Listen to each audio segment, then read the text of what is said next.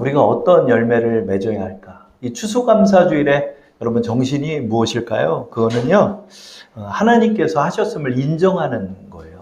그래서 여러분의 한 해 동안 여러분의 가정, 여러분의 직장, 또 여러분의 사업, 또 우리의 교회가 어떻게 열매를 맺었고 그 열매를 우리 하나님이 맺게 해주셨습니다. 이걸 인정하면서 봉헌하는 절기가 이 추수감사주일이에요. 이 추수감사주일은 미국에서 넘어왔어요. 그래서 그 청교도들이 그 미국으로 넘어와서 농사를 짓지 못하고 있을 때 인디언들이 그 추수하는 방법을 가르쳐 준 거예요. 왜냐하면 농토나 기후가 다 다르잖아요. 그래서 하나님을 의지하면서 그렇게 어렵게 이주했던 그 초창기 미국 사람들이 그 열매를 이렇게 맺게 된 거예요. 그래서 그 열매가 너무 감사해가지고 하나님 앞에 감사를 드리면서 시작된 절기가 이 추수감사주일, Thanksgiving Day라고 하죠. 이것이 뭐죠? 하나님, 우리 이렇게 못 살게 됐는데 하나님 도와주셔가지고 이만큼 열매 맺고 우리 또 이렇게 먹고 살 수 있게 됐습니다. 하나님 감사합니다. 그래서 이 Thanksgiving이라는 단어가 나온 것 같아요. Thanksgiving Day. 하나님이 주셨습니다. 하나님 주신 게 감사합니다. 이것을 인정합니다 하는 것이 바로 오늘 추수감사주일의 절기라 할 수 있습니다. 그러나 우리가 추수감사주일에서 하나 더 알 것이 있어요. 그게 뭐냐면 추수감사주일이 되면 하나님이 여러분에게 물으신다는 거예요. 그래서 여러분 교회력이 절기가 있는데요. 추수감사주일이 제가 볼 때는 올해 마지막 절기가 되는 거예요. 그리고 그 다음서부터 12월 초가 되면은 어떤 절기가 있다? 대림절. 대림절이라고 해서 예수님이 오심을 대망하는 절기가 대림절이 되고 4주가 지나면 크리스마스, 성탄절이 돼서 예수님을 오심을 맞이하는 거예요. 그렇게 한 해가 쫙 시작되는 거예요. 그러니까 올해 바로 오늘 11월 19일이 교회 절기상 마지막 절기가 되는 거예요. 왜 그러죠? 하나님, 우리가 한 해를 마감하면서 이만한 열매를 맺었습니다 하고 하나님께 드리는 절기가 되기 때문에 그래요. 그렇기 때문에 하나님께서는 이 절기에 맞아서 여러분에게 물으신다는 거예요. 너는 한 해 동안 어떤 열매를 맺었느냐 이렇게 우리에게 물으신다는 거예요. 지금 계속 그 다니엘 기도회 중이죠. 다니엘 기도회 중인데 참 감사가 넘치더라고요. 감사하고 하나님의 은혜가 너무 제가 은혜를 새벽에 너무 많이 받아가지고 너무 즐거운 거예요. 여러분 새벽에 설레이고 새벽에 감동이 있고 여러분 세수만 하고 5시 반에 내려와서 여러분 기도하는데 여러분 여기서 혼자 기도하는데 하나님의 은혜가 임하는 거예요. 은혜가 참 놀랍죠 여러분? 얼마나 감사하고 우리 주사랑교회가 얼마나 이렇게 사랑의 열매 또 믿음의 열매가 맺어졌는지가 그 은혜가 참 하나님 앞에 감사하더라고요.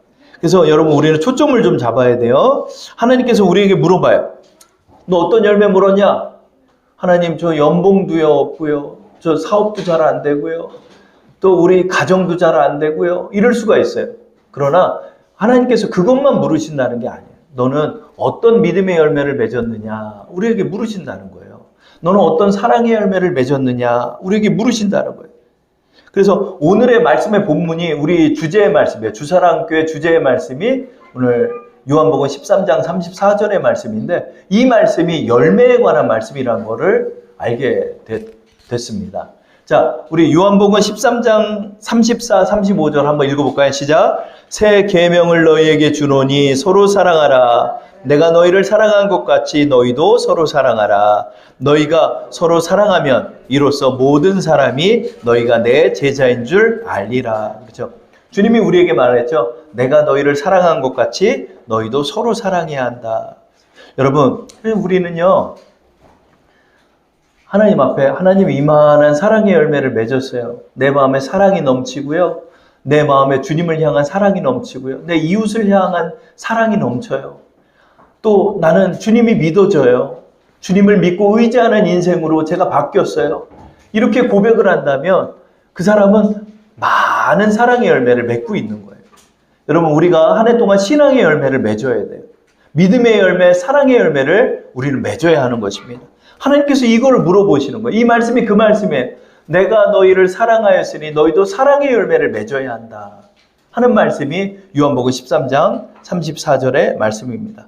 다니엘 기도회 중에 우리 수요 기도회 때 우리가 함께 나눈 간증이 있어요. 그래서 여러분에게도 금요일 날인가 제가 올려드렸죠. 이 스티브 모리슨 장로님 간증을 굉장히 감동 있게 보았는데 여러분 꼭 한번 보시기 바랍니다. 이 스티브 모리슨 장로님의 간증을 들으니까 야, 이분이 사랑의 열매를 이렇게 많이 맺으셨구나 하는 거를 느꼈어요. 이 장로님이 어떤 인생을 살았을까요? 이 장로님은 13살 때까지 강원도 묵호역 굴다리 밑에서 살았답니다. 그래서 강원도 묵호라는 지역이 있나 봐요. 근데 그 지역에 술만 먹으면 집안 때려 부시고 부인 때리고 폭력적으로 돌변하고 직장도 변변치 않은 그런 아버지 밑에서 자란 분이 이 스티브 모리슨 장로님입니다.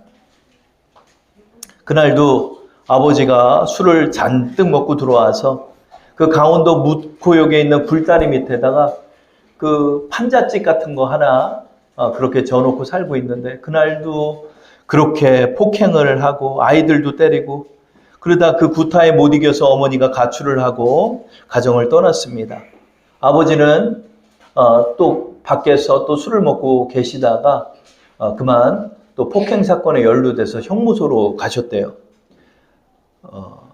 이게 천의 고아가 돼버린 이 스티븐 모리슨 장로님은 그 고아원으로 가게 됐다고 합니다. 그 고아원에서 13살까지 자라다가 동생은 다른 데로 입양을 갔고 이 장로님만 남았는데 나이가 13살이 된 거예요. 13살이면 여러분 초등학교 6학년쯤 되잖아요. 그러면 그때 아무도 입양을 안 해요. 너무 커서. 갓난아기는 입양을 많이 해도 어릴 때 미취학 아동일 때까지 입양을 해도 이분은 안 한답니다. 그래서 자신은 이제 고아원을 졸업하면은 뭐 하고 살아야 되나 이러고 있을 때 이 모리슨이라는 존 모리슨이라는 아버지, 미국의 아버지가 이 스티븐 모리슨 장로님을 보고 얘기했대요. 이 아이를 입양해야 된다. 하나님께 기도하니까 이 아이를 입양해야 한다라는 그런 마음을 주셨대요. 그래서 홀트 아동 복지재단을 통해서 미국으로 입양했습니다. 이분들이 바로 그의 양 아버지, 양 어머니입니다. 그래서 존 모리슨, 저분이 아버지시죠. 그래서 모리슨이라는 이름을 따서 이 장로님의 이름도 모리슨이 된 거죠. 그래서 이 안에서 이 양 부모님들의 헌신적인 사랑 속에서 이렇게 자라났다라고 합니다. 그래서 이분의 인생이 완전히 바뀌었어요. 그래서 좋은 공부도 할 수 있게 되고 또 가정에서의 그리스도의 가정을 이분이 몸소 보면서 내 친아버지도 아닌데 그렇게 헌신적으로 나를 공부를 시키고 또 공부를 잘해가지고 대학에 이제 들어갈 것 같은데 집에 돈이 없으니까 심지어는 대출까지 받아가지고 이 아들을 키운 거예요. 어디다 부려먹으려고 한 게 아니라 정말 그리스도의 사랑으로 이분을 공부를 시켰더라고요. 그래서 이분이 공부를 잘했어요. 그래서 미 퍼튜대 우주항공공학과를 졸업하고 미 항공우주국 나사의 수석 연구원으로 그렇게 생활을 했다고 합니다. 그리고 교회에서 장로님이 되셨죠. 그런데 이분의 마음속에 내가 받은 사랑이 너무나 감사하고 하나님의 은혜가 감사해서 이분이 그냥 나 먹고 사는 것만 신경을 쓴 게 아니라 한국 입양 홍보회 MPAK라는 단체를 설립해서 오늘도 버림받은 아이들, 그 아이들을 가정을 만들어주는 일을 오늘도 그렇게 섬기고 있다는 간증을 저는 듣게 되었습니다. 저는 이분을 보면서 그런 생각이 들었어요. 한국에서는 이렇게 불행한 인생을 살았지만 하나님의 은혜와 섭리 아래서 새 부모님을 얻고 그 안에서 하나님의 사랑을 만나게 되고 그 아버지의 사랑을 통해 하나님의 사랑을 알게 된 거예요. 근데 내가 이 사랑을 받았으니까 내가 여기에 머물면 안 되겠다 생각하고 내가 받은 그 사랑대로 내가 고아가 돼봤고 내가 아버지가 없어봤고 내가 불행한 가정에서 살았기 때문에 불행한 가정에서 산 아이들에게 가정을 만들어주는 일을 위하여 오늘도 그렇게 섬기고 계시다는 말씀을 들었습니다. 저는 이분을 보면서 이게 바로 사랑의 열매다. 이게 바로 하나님 앞에 봉헌할 우리의 열매다. 여러분, 내가 받은 사랑이 있습니다. 하나님은 오늘도 여러분을 사랑하고 계셔요. 그래서 여러분이 그 사랑을 받고 그 사랑을 전하는 것이 여러분의 사명이 되는 것입니다. 여러분, 우리가 부족하지만 내가 사랑의 열매를 맺어야 돼요. 내가 갖고 있는 아픔, 또 내가 겪었던 나의 환경이 여러분의 달란트가 되는 것입니다. 내가 겪었던 고통들이 있나요? 그 고통을 섬길 기회를 하나님이 언젠가 주실 것입니다. 하나님께서 그것을 섬기고 나가라 라고 말하는 거예요. 그리고 하나님께서 우리에게 물어봐요. 너 어떤 열매 맺었냐? 저 이런 열매 맺었습니다. 우리가 주님 앞에 그 말씀을 드리고자 이렇게 준비하며 살아가야 하는 것입니다. 갈라디아서 5장 22절 23절에 우리에게 열매를 맺으라 라고 말씀하고 계세요. 읽어볼까요? 우리 화면을 보시고 오직 성령의 열매는 사랑과 희락과 화평과 오래 참음과 자비와 양성과 충성과 온유와 절제니 이 같은 것을 금지할 법이 없느니라. 이게 뭐죠? 이게 사랑의 열매를 맺으라는 거예요. 사랑 안에 9가지의 성령의 열매가 다 포함되어 있는 거예요. 사랑의 열매를 맺어야 한다. 요즘 이렇게 추수감사주의를 맞이하면서 나무를 이렇게 보니까 제가 나무를 묵상을 해봤어요. 여러분, 나무는 뭐하러 이 세상에 왔을까요? 여러분, 나무는 산에 가만히 서 있습니다. 나무는 아무 일도 하지 않는 것 같아요. 근데 나무는 아무 일도 하지 않는 게 아니에요. 나무는요, 열매를 맺어요. 그 열매를 맺으면 새들이 와서 그 열매를 따먹어요. 그리고 우거진 그 나무 숲에 둥지를 틀고 새들이 깃들어서 살아가요. 새들의 삶을 제공하고 그들의 음식을 제공하는 게 그 열매예요. 근데 이거 우리가 잘 알고 있잖아요. 그런데 그 열매가요, 여러분, 열매가 열매만이 아니에요. 그 열매가 땅에 떨어지면은요, 나무 씨가 되는 거예요. 그래서 나무가 나무를 낳는 거더라고요. 여러분 보세요. 열매를 맺어서 그 열매가 모든 이들에게 기쁨을 주기도 하고 그 열매는 또 땅에 떨어져 가지고 또 다른 나무가 심겨지는 거예요. 그래서 나무가 또 자라나고 숲을 이루게 되는 거예요. 나무는 가만히 서 있는 것 같지만 가만히 서 있는 게 아니에요. 열매 맺는 일을 하는 거예요. 여러분, 우리는요, 사랑나무예요. 여러분, 알고 봤더니 사랑나무예요. 저는 UFC를 보면서 그런 생각이 들어요. 하나님께서 이 주먹을 남 때리라고 만든 게 아닌데 저렇게 때리면서 피를 흘리고 그 피를 흘리고 그 다음에 실신을 하고 이런 걸 보면서 사람들이 흥분을 해요. 막 환호를 해요. 저는 그걸 보면서 와, 너무나 잔인하다. 그런 생각이 드는 거예요. 이제 UFC 같은 걸 못 보겠더라고요. 여러분, 그거 보면서 너무 잔인하지 않아요, 여러분? 여러분, 글라디에이터 같은 거 생각 안 나요? 글라디에이터 얼마나 잔인합니까, 여러분? 콜로세움 경기장에 사람 둘을 세워놓고 칼을 쥐어줘요. 그래서 서로를 죽이려는 거예요. 여러분, 온 세상이 지금 이렇게 흘러가는 것 같아요. 온 세상이 눈이 벌게가지고 돈을 쫓고 황금 만능주의가 돼서 돈 더 벌고 이기적인 그 가정을 만들고 그 가정 속에서 이기적인 자녀가 태어나고 그 자녀가 독버섯처럼 자라나고 그 자녀 또한 황금 만능주의에 물들어가지고 돈을 쫓고 살다가 돈을 못 쫓으면 한강으로 가고 모든 사람들이 그런 인생을 살아가고 있어요. 여러분, 그러나 우리는요, 그런 사람들이 아니에요. 이 주먹이 남 때리라고 만든 주먹이 아니에요. 이 주먹으로 사람을 사랑하라고 만든 주먹이고 우리의 이 몸이 주님의 사랑을 전하라고 만든 우리의 몸인데 이 사람들은 이렇게 살지를 않는 거예요. 여러분, 우리는 사랑나무예요. 사랑의 열매를 맺어야 돼요. 그러나 많은 사람들이 오히려 독버섯을 만들어 독을 생산하며 그렇게 살아가고 있는 것입니다. 하나님께서 우리에게 말해요. 너만 배부르고 살았냐? 너만 잘 살고 살았냐? 네 집만 그렇게 으리으리하게 만들고 그거 자랑하면서 살았냐? 여러분, 인스타그램이나 이런 거 보세요, 여러분. 슈퍼카를 끌고 다니면서 그게 성공이냐? 그렇게 자랑하면서 사람들이 다니고요. 여러분, 집에서 무슨 집에 샀네? 얼마짜리 집에 사네? 무슨 옷을 입었네? 많은 사람들이 그러고 살아가고 있어요. 그러나 하나님께서 그들에게 말합니다. 이 어리석은 사람아, 나는 너에게 그 열매를 요구하지 않는다. 나는 너에게 사랑의 열매를 요구하고 너에게 그것을 물을 것이다. 우리에게 말하는 거예요. 그러나 많은 사람들이 얼마나 내 집을 넓힐까? 돈을 오늘도 쫓고 그러면서 살아가는 거예요. 그게 마치 내 성공의 표상인 양 그렇게 생각하고 있지만 나중에 주님을 만났을 때 내가 번지수를 잘못 잡았구나. 이렇게 느끼는 때가 온다는 것입니다. 누가복음 12장 16절에 그것을 말씀하고 있죠. 12장 16절서부터 우리 20절까지 한번 읽어볼까요? 다 함께. 또 비유로 그들에게 말하여 이르시되 한 부자가 그 밭에 소출이 풍성하매 심중에 생각하여 이르되 내가 곡식 쌓아둘 곳이 없으니 어찌할까 하고 또 이르되 내가 이렇게 하리라 내 곡간을 헐고 더 크게 짓고 내 모든 곡식과 물건을 거기에 쌓아두리라. 우리 19절 20절 읽어볼까요?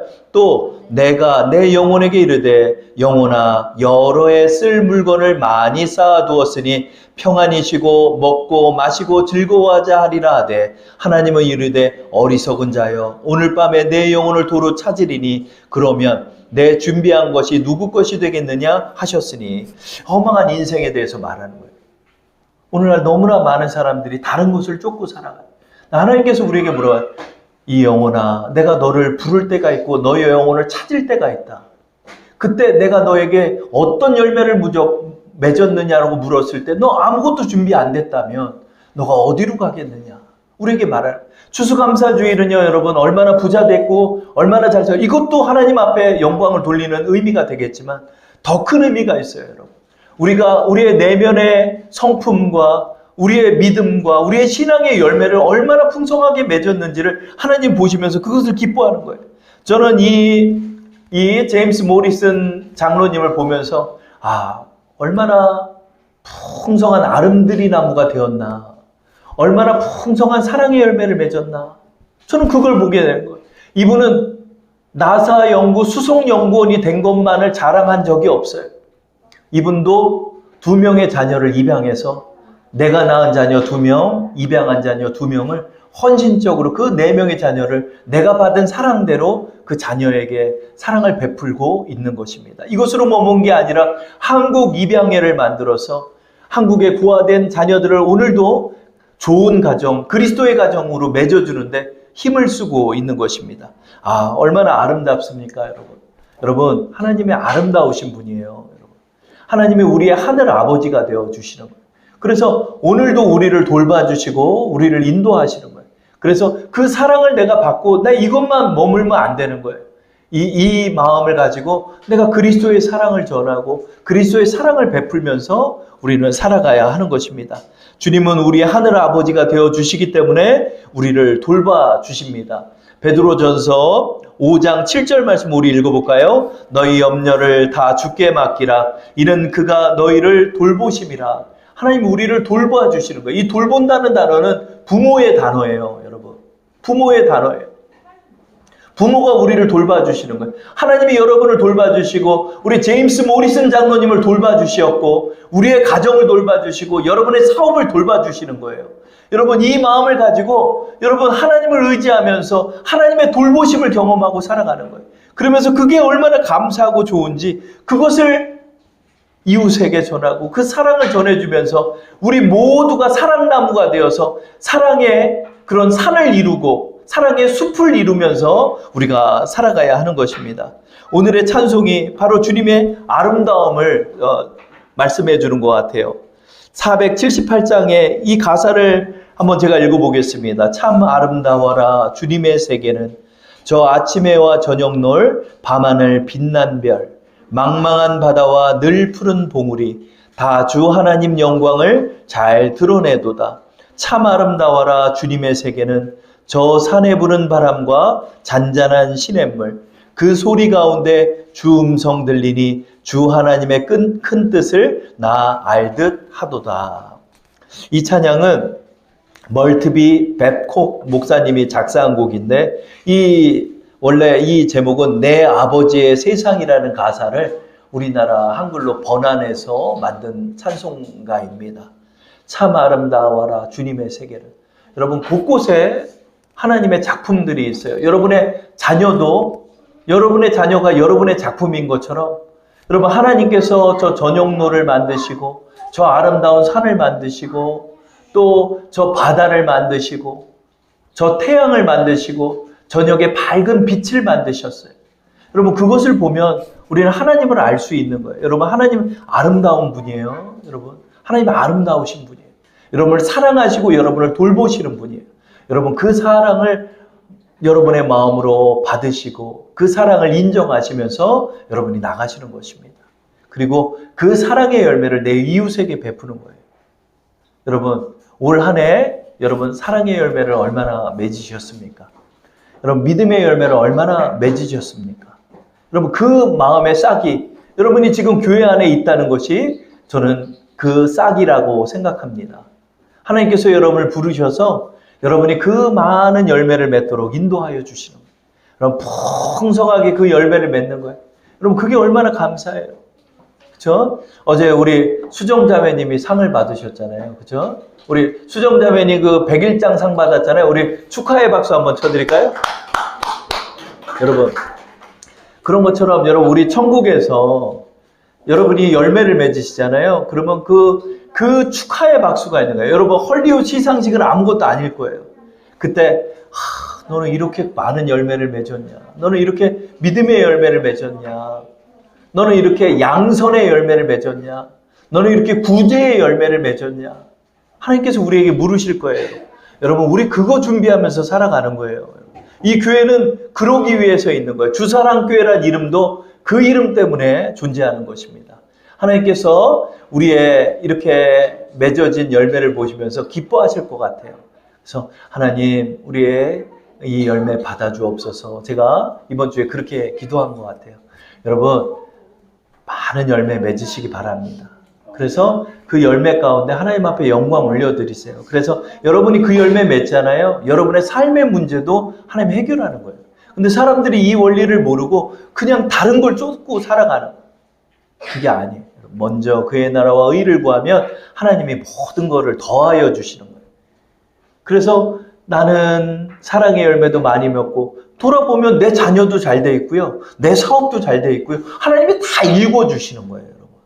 그 원리대로 살아갈 때 여러분 우리가 많은 복을 누리며 살아가게 되는 것입니다. 그래서 여러분 주 안에서 사랑의 열매 많이 맺는 우리 주사랑 성도 되기를 축원합니다.